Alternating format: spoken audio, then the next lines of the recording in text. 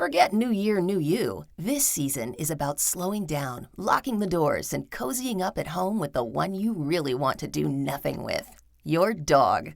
After the holiday chaos, those quiet nights with a blanket, a podcast, and your pup feel like the reset you actually need.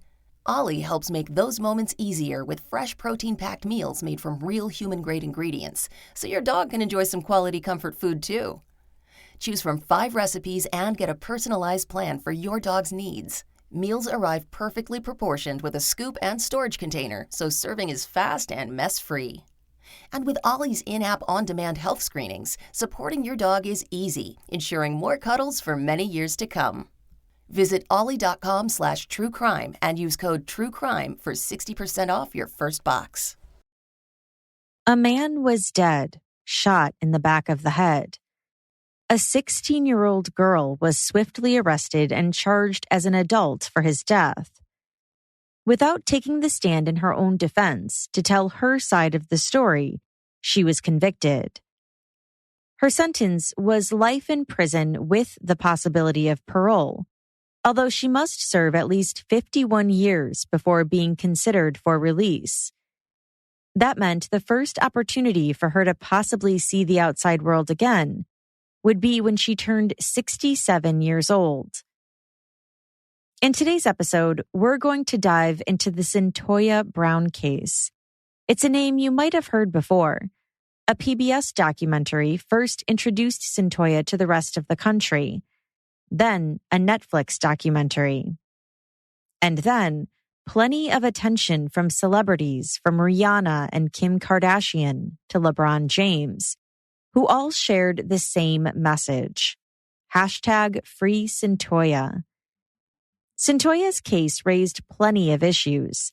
How does the criminal justice system treat young people who are convicted of violent crimes? Can teenagers who have undergone childhood trauma be rehabilitated? Legally speaking, is it really the fault of a victim when they kill their abuser? This is Jillian, and in partnership with Law and Crime, you are listening to Court Junkie, episode 149.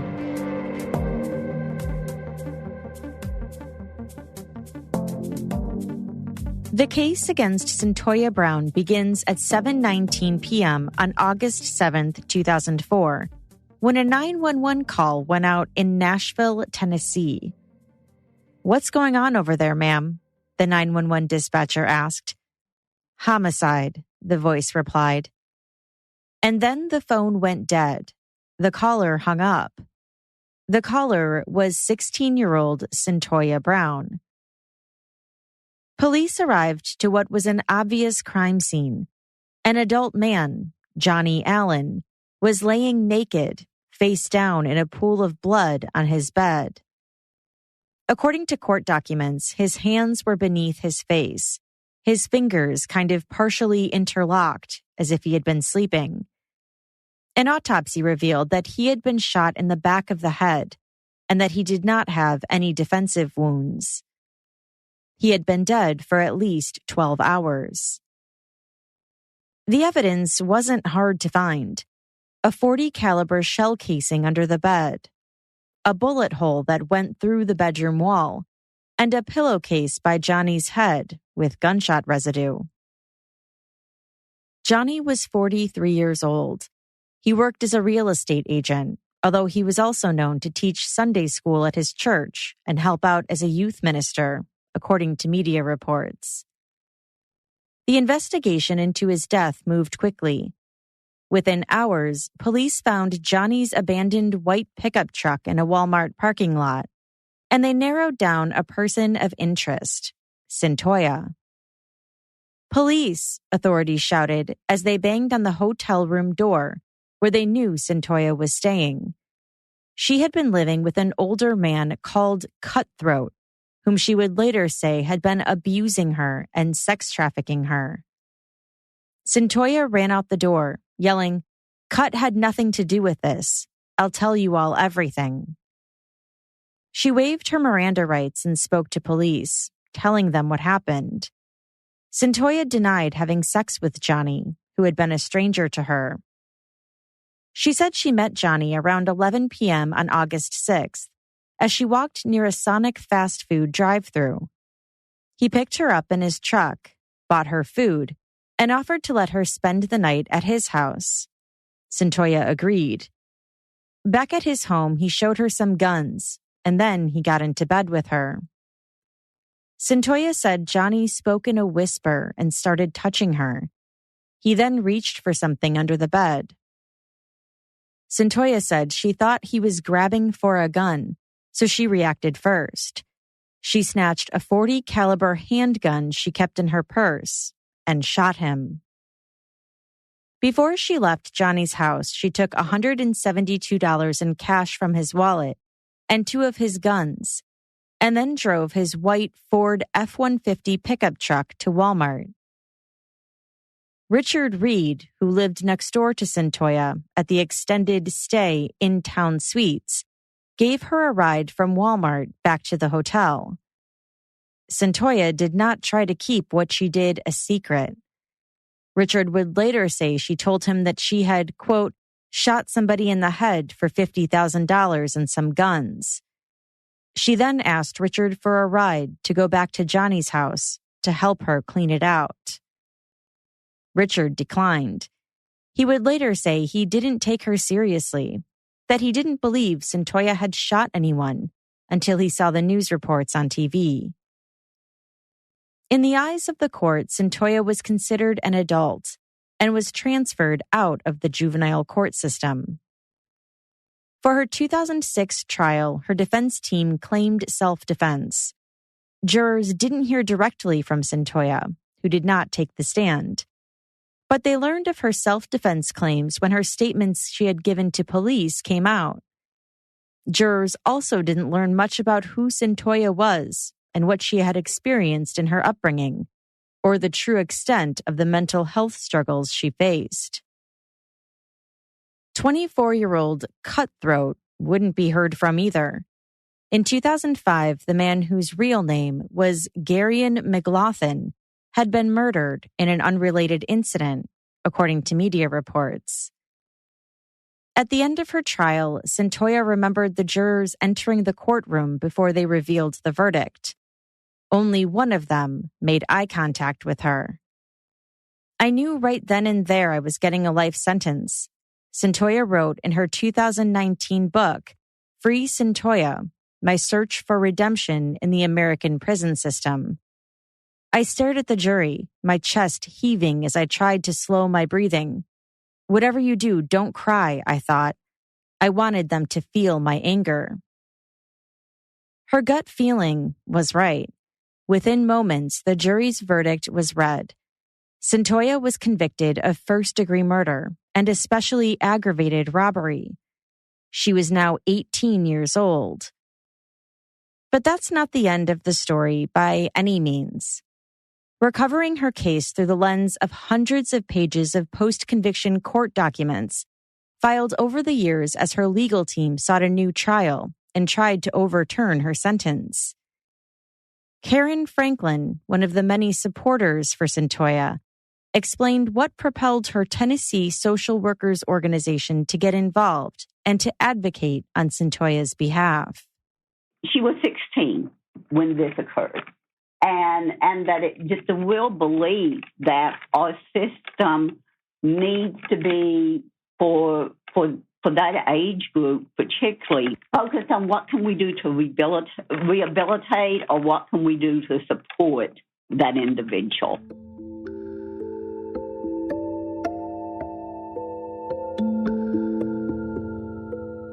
When Cyntoia was born, her mother was 16 years old, a teenager, who steadily drank up to a fifth of liquor or more a day during her pregnancy.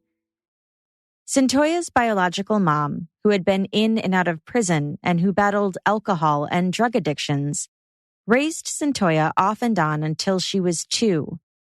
Then she gave her up for adoption. It was clear that there was turmoil in Cyntoia's early life, although court records don't provide a more detailed account into the exact circumstances. What was clear, many experts believe Cyntoia's biological mother's drinking caused damage to her unborn child. In court documents, Dr. Richard Adler said that alcohol is a heinous poison to a fetus and affects each and every cell. Dr. Adler, a clinical and forensic psychologist from Seattle, Washington, said the primary disability in fetal alcohol syndrome is damage to the baby's brain. Then, as a person with fetal alcohol syndrome grows up, they also experience, quote, secondary disabilities, such as having trouble with school, behavior, obtaining employment, and the law. According to the CDC, fetal alcohol syndrome disorder happens when a mother drinks alcohol during her pregnancy, passing it through the umbilical cord to her unborn baby.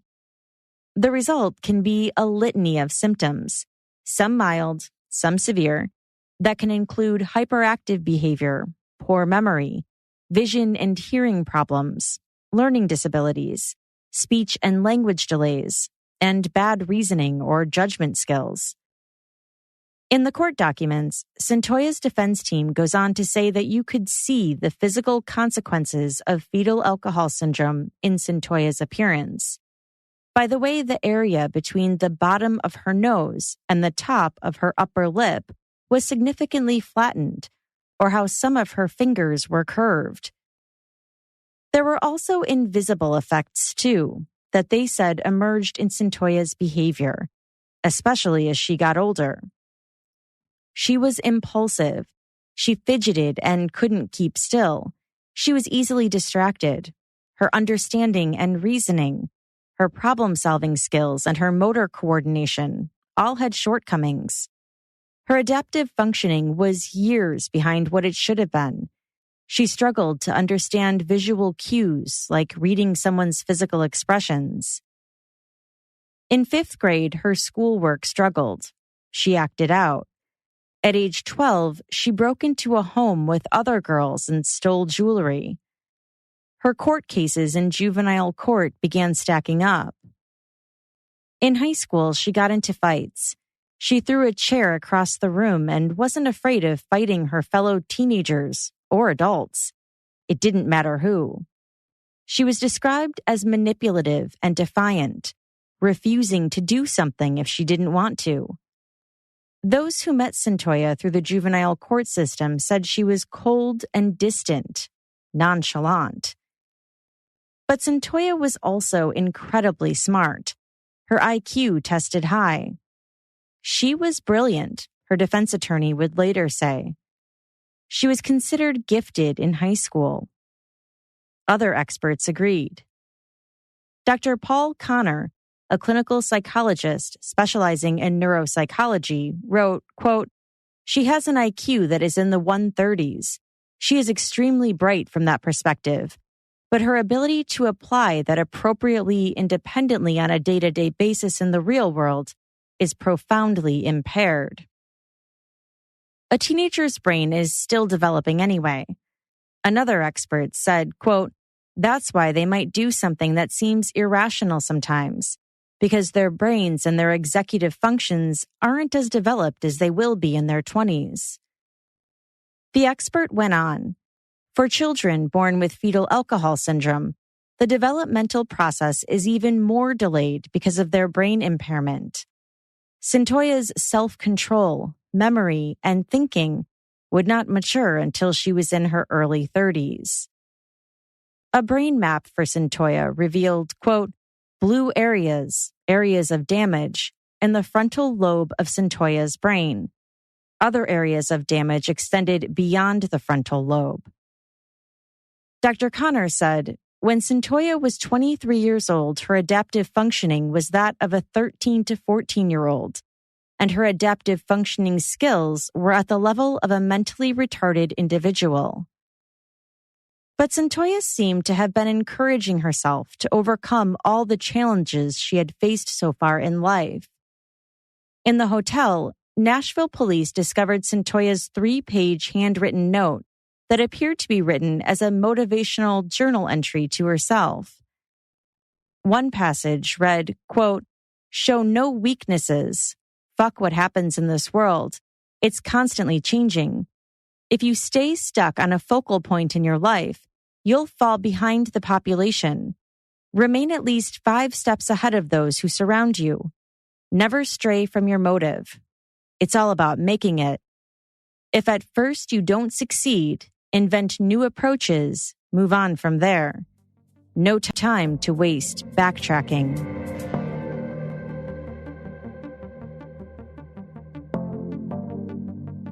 Cyntoia, who was raised by her maternal grandmother, eventually ran away from her adopted home and began crashing with different people in Nashville. She was using drugs and alcohol. In July 2004, she met 24-year-old Cutthroat, who seemed nice in the beginning. In her book, it's clear the younger girl developed a crush on this older man, who she said listened to her and paid attention to her. That, too, did not last.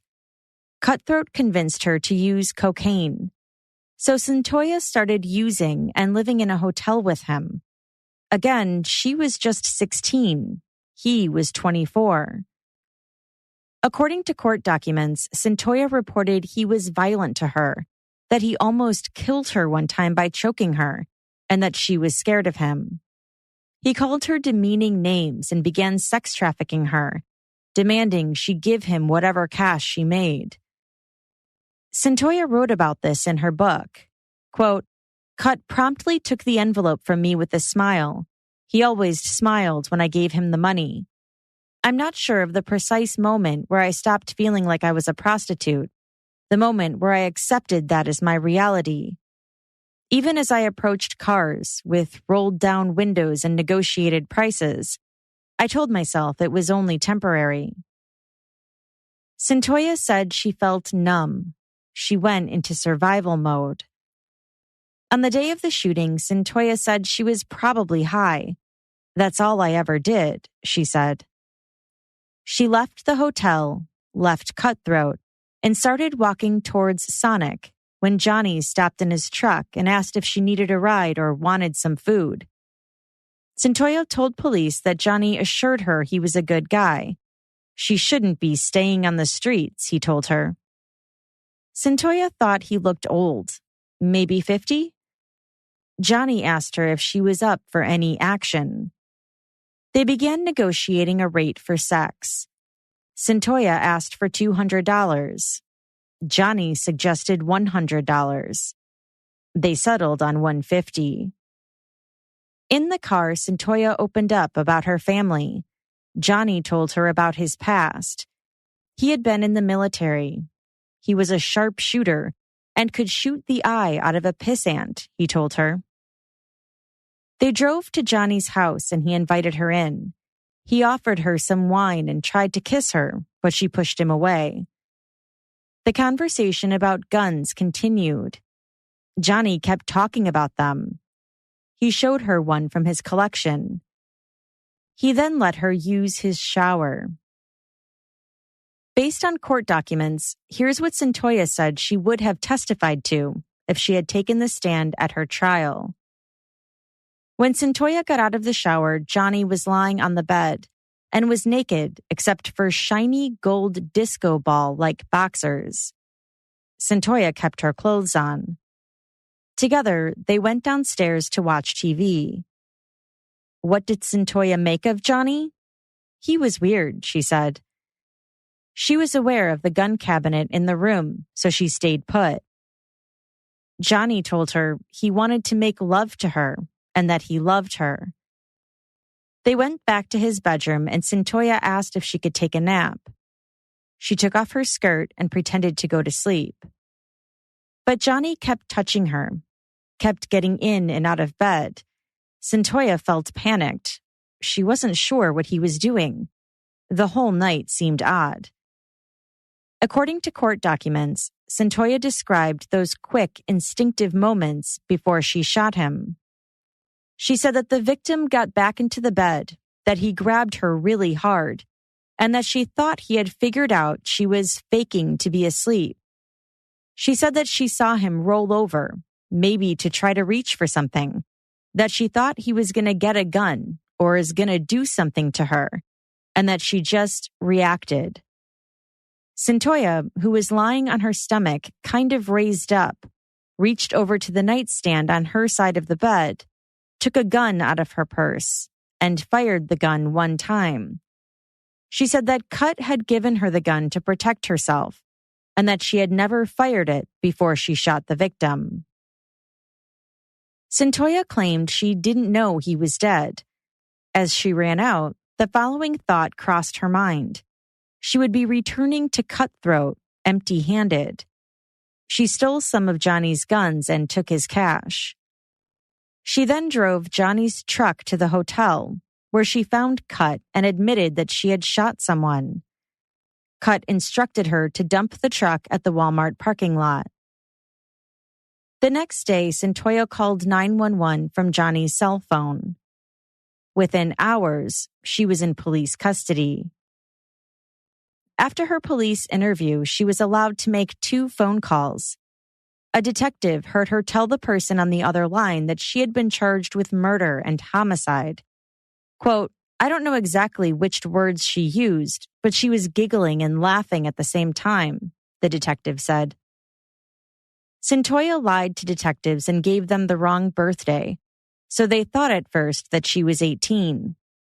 When they realized the error, Cyntoia was taken to juvenile court for booking. She asked Detective Derry Baltimore for paper to write a message. She wrote, "I am not guilty. The reason what happened is sketchy is because I am in fear. I know it's my story against theirs, and too much is pointing at me. What I need is reassurance from a lawyer in order to ensure my protection. I didn't commit this crime. I don't have the heart to." Cyntoia called her adoptive mother from jail and said, "I killed somebody. I executed him." Her grandmother, Elinette Washington, didn't interpret Cyntoia's words as a confession. It was more an expression of helplessness. About a week after the shooting, Cyntoia was held at the Western Mental Health Institute and began violently acting out. She asked a nurse if she could use the telephone. When the nurse told her no, Cyntoia grabbed her by the hair and the face. According to the nurse's testimony, Cyntoia said, "I'm going to do you like I did him, but I'm not going to shoot you once in the back of the head. I'm going to shoot you 3 times and listen while your blood splatters on the wall." It took nearly 5 adults to restrain and hold back Cyntoia, who left bruises and cuts on the nurse. Cyntoia reportedly opened up to 2 other women who were inmates with her in jail a few months later.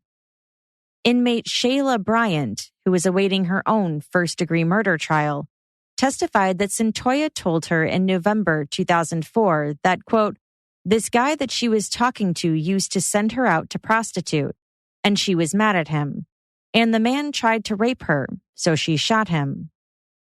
The whole motive seemed too perfect to be true, Shayla thought.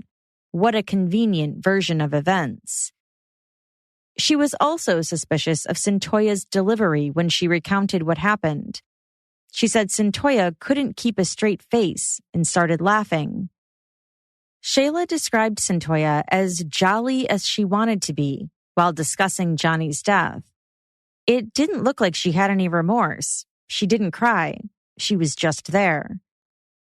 Shayla testified against Cyntoia during the trial, but Shayla's motives for speaking out were also brought up during cross-examination.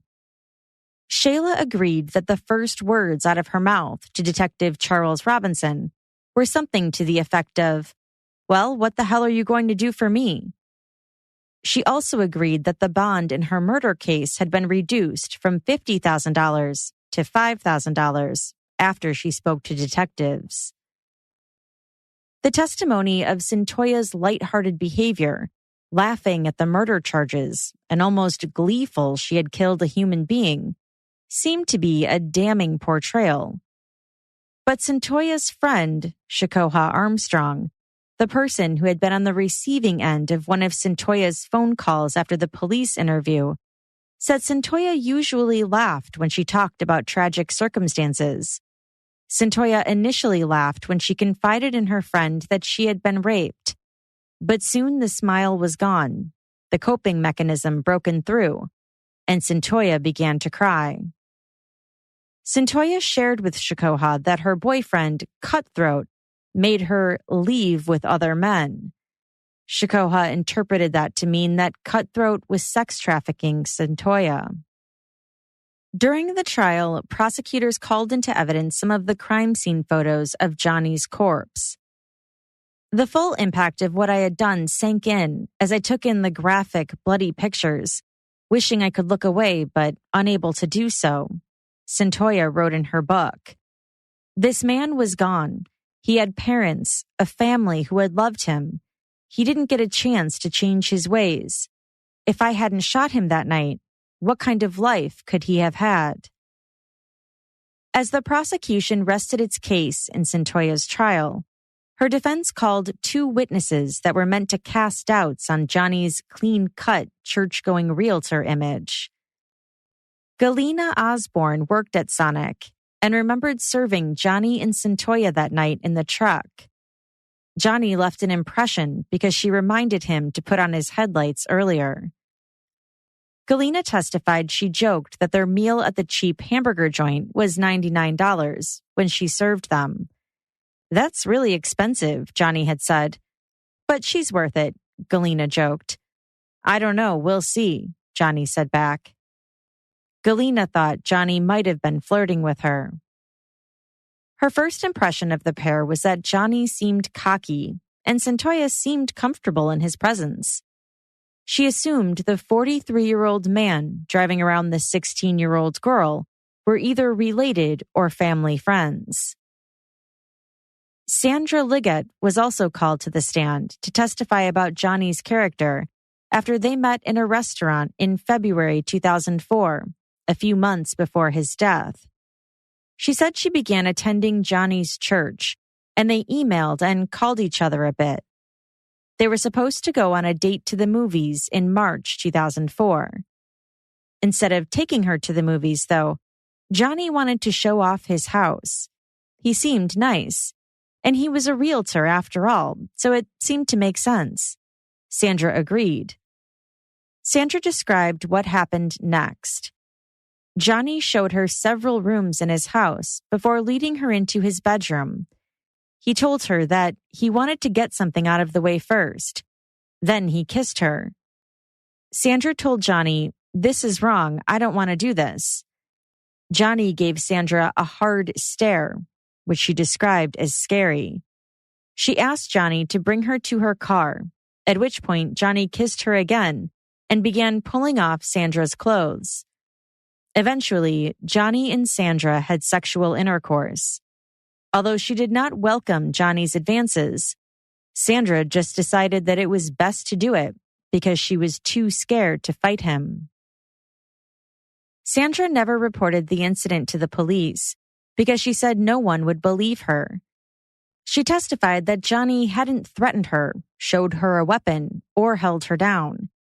She also acknowledged that she had not wanted to publicly tell this story during Cyntoia's trial, preferring to deal with the incident quietly on her own terms.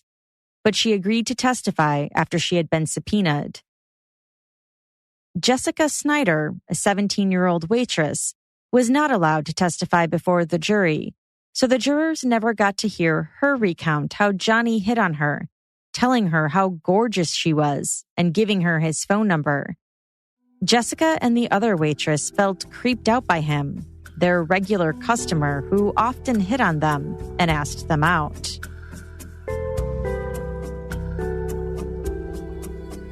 After the 2006 criminal trial, the state court denied Cyntoia's request to appeal, so instead she filed a pro se petition for post-conviction relief. In it, she argued she had been denied effective legal counsel. She also stated that there was new evidence to present, showing that fetal alcohol syndrome played a part in her actions on the night in question. She believed her life sentence was unconstitutional. Richard McGee and Wendy Tucker Jones had represented Cyntoia during her trial. Wendy described the defense's behind-the-scenes discussions as they prepared for trial and considered whether Cyntoia should testify or not. Cyntoia and her family wanted her to testify, but her co-counsel had reservations. According to court documents, quote, on cross-examination, co-counsel acknowledged that Cyntoia's story about the shooting was compelling, consistent, and believable. However, co-counsel was concerned that if Cyntoia testified, she could open the door to some lines of inquiry by the state. Listening back to tapes of Cyntoia's transfer hearing in juvenile court, there were parts that were worrisome for us if they came out at trial, Wendy said, according to a court filing from the Court of Criminal Appeals of Tennessee. What if Cyntoia said something contradictory at her trial from her previous statements made during her juvenile transfer hearing and to the police? Wendy didn't want the state to impeach her on cross-examination. It was one thing to be consistent when Cyntoia practiced testifying with her attorneys, but how would she do under oath and under stress during a trial? A few details had changed over time, like the timing of when she took a shower at Johnny's home. In one version, she said it was before the shooting. In another version, it was after. And Cyntoia had initially lied about where she had gotten the gun, something she said she did to protect Cut. But according to the post-conviction petition, some of those concerns were unfounded. Cyntoia's legal team had incorrectly told her that her testimony, made during that juvenile transfer hearing, could be used against her during the murder trial. In reality, the jury would not be allowed to hear anything Cyntoia said during that hearing. Still, there were other reasons why Cyntoia's attorneys didn't want her to testify. Wendy also had fears of how Cyntoia would come across on the stand. Would she stay calm? She already had problems during the juvenile transfer hearing. Cyntoia seemed prone to outbursts just talking to her own attorneys. Let alone how would she do being cross-examined by a potentially combative prosecutor? Quote, counsel was worried that Cyntoia would lose her temper on cross-examination because Cyntoia had lost her temper in meetings with trial counsel, had lost her temper with guards, and had an inability at times to control her emotions. Wendy, a criminal attorney who had around 60 cases under her belt, said she had conversations with Cyntoia about whether she should take the stand. Ultimately, Cyntoia took her attorney's advice not to do it. As her team prepared for her trial, her attorneys looked at her mental health. Could they use that as part of their defense? In juvenile court, Cyntoia had a mental health evaluation at age 12 and then was reevaluated again before being tried as an adult for Johnny's murder. Wendy said, I know we had to make sure she was competent, so we certainly did an evaluation for competence. I'm not sure if we went any further at that point on any other mental health issues. They received 3 boxes full of her psychological and medical records. Cyntoia's defense reviewed the material. Cyntoia had been diagnosed with other mental health disorders previously, but nothing related to her biological mother's drinking during her pregnancy. For instance, as a child, Cyntoia had a mental health episode and, quote, appeared to be completely out of touch with reality. In the year 2000, doctors had questioned whether Cyntoia had bipolar disorder with psychotic features or some other unknown condition. In 2002, Cyntoia was tested and was showing disassociation, which means she was disconnected from her thoughts, feelings, memories, and surroundings.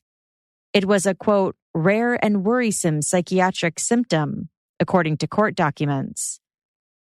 When it came to fetal alcohol syndrome, however, that was never brought up as Cyntoia's attorneys prepared for her trial and plotted her defense.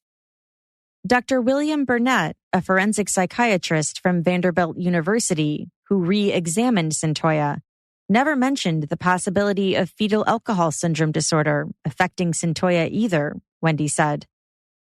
After reviewing the case, Dr. Burnett diagnosed Cyntoia with borderline personality disorder. He said, quote, "Borderline personality disorder is a mental condition that affects on an ongoing basis and on a pervasive basis how a person thinks about reality and how a person relates to other people. Individuals who have this condition have very unstable, very intense, but unstable relationships with other people, meaning they go from one extreme to the other." The disorder made sense in the way that Cyntoia seemed to brag about the killing. It also fit because Cyntoia did not knowingly or intelligently waive her Miranda rights when she spoke to the police, he said. She wouldn't have truly understood the concept. Ultimately, Cyntoia's defense decided against bringing up any of her mental health issues during their arguments at trial. Unless you have some sort of objective evidence to go with it, such as a brain scan that showed damage or something, juries seem hesitant to really give a lot of weight to psychological testimony, Wendy said. They didn't want the forensic psychiatrist to bring up the bad things about Cyntoia. According to court documents, if he had been called as a witness at trial, Dr. Burnett was expected to have told the jury about Cyntoia's mental health issues, which was favorable to the defense. Quote, "However, Dr. Burnett was aware of information that also painted her in a very negative light. This included her negative behavior in custody, her prior record, and her drug use."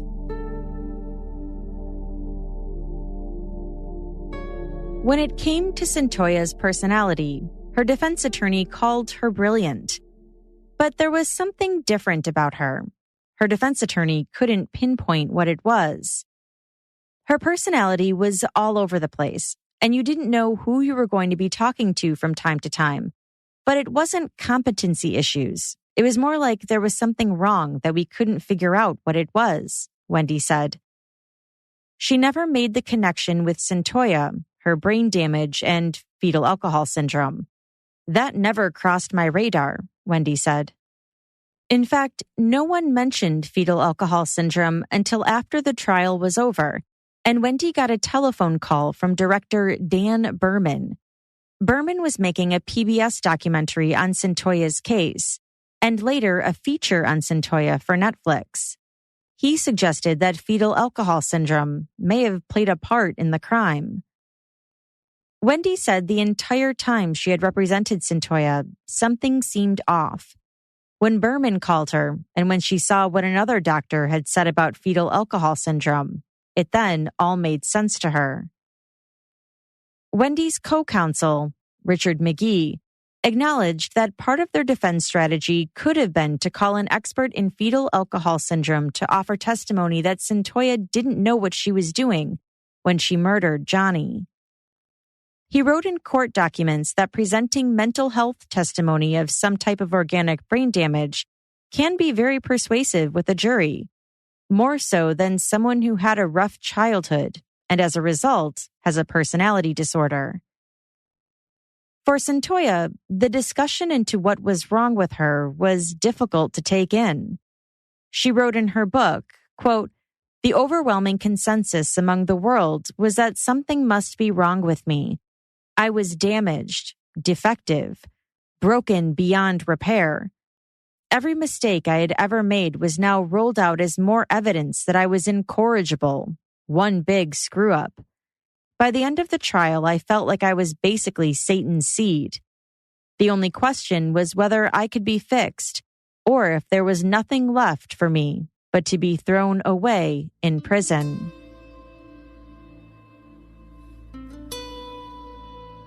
While in prison, Cyntoia never stopped fighting for her freedom. It seemed like an uphill battle, since her new legal team kept getting dealt significant legal defeats, one after another over the years. In 2012, her attorneys unsuccessfully sought a new trial so they could present new evidence about fetal alcohol syndrome.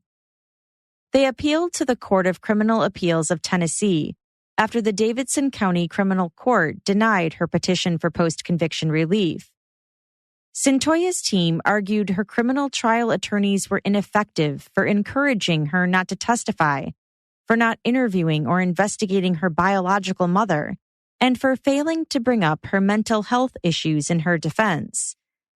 They wrote that had she testified, her testimony would have been compelling and believable, and that it was the only way she could have shown the jury her abusive domination by Cutthroat and Johnny's dark side. In 2014, a judge again ruled against Cyntoia, reaffirming the post-conviction court's ruling. Judge Norma McGee Ogle argued that the post-conviction court found Cyntoia's trial attorneys thoroughly investigated her case and pointed out that her attorneys had brought in Dr. Burnett to learn more about her mental health issues. Considering fetal alcohol syndrome and its effects were also incredibly complex, the judge wrote, Dr. Adler had indicated that diagnosing a child with it was difficult, and that Dr. Brown had said Cyntoia had been diagnosed with many disorders. She also agreed with the state that Cyntoia hadn't shown she was actually innocent. But starting in 2017, something started happening. Momentum was building. Celebrities began retweeting Cyntoia's story, and her case soon went viral. The system has failed, Kim Kardashian wrote on Twitter. It's heartbreaking to see a young girl sex trafficked. Then, when she has the courage to fight back, is jailed for life. We have to do better and do what's right. I've called my attorneys yesterday to see what can be done to fix this. #Free Cyntoia Brown. Rihanna wrote, quote, Imagine at the age of 16 being sex trafficked by a pimp named Cutthroat. After days of being repeatedly drugged and raped by different men, you were purchased by a 43-year-old child predator who took you to his home to use you for sex. You end up finding enough courage to fight back and shoot and kill him. In May 2018, the Tennessean newspaper reported that the State Board of Parole had rendered a divided vote on making a recommendation on Cyntoia's fate. According to the newspaper, 2 board members voted to recommend Tennessee Governor Bill Haslam grant clemency, which would free Cyntoia from prison. 2 others voted for the governor to deny her clemency bid, so Cyntoia would keep serving her life sentence. And 2 others supported the governor reducing her sentence so she could be released after 25 years. That summer, Governor Haslam received the parole board's report, which was thousands of pages long. Meanwhile, lawmakers, criminal justice advocates, and celebrities kept pushing for Cyntoia's release. The movement had grown. One of those advocates was the National Association of Social Workers. It was an unusual step for the association's Tennessee chapter to advocate for an individual case, according to the chapter's executive director, Karen Franklin. The organization sent a letter to Governor Haslam in support of him granting clemency for Cyntoia. It's pretty unique for us on individual cases, actually, that we will often, we'll communicate with the governor about policy issues, but it's rare for us to actually send a letter on a particular case. It's a big deal for us to do it, and this was a particularly important case, we felt. Our then governor, Bill Haslam, took a few years before, had really led a major statewide initiative about the importance of addressing adverse childhood experiences within our state, and really recognizing that we needed to shift the conversation at a state level from looking at what's wrong with you to talking about what happened in your life. And he really, again, Governor Haslam really took and made that a major state focus.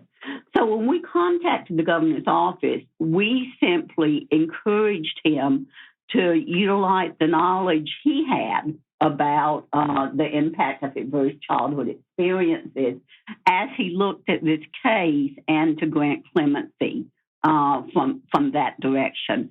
So we talked really more in terms of how to tie it in terms of urging him to grant clemency. We thought he would understand why that was important, particularly in this case where where someone had been abused and was sentenced at age 16. At the start of 2019, Governor Haslam announced he had reached a decision. He was granting clemency and commuting Cyntoia's original sentence to 15 years, which meant Cyntoia would be released in just a few months. In a statement, he said, quote, Cyntoia Brown committed, by her own admission, a horrific crime at the age of 16. Yet imposing a life sentence on a juvenile that would require her to serve at least 51 years before even being eligible for parole consideration is too harsh, especially in light of the extraordinary steps Ms. Brown has taken to rebuild her life. And it was true.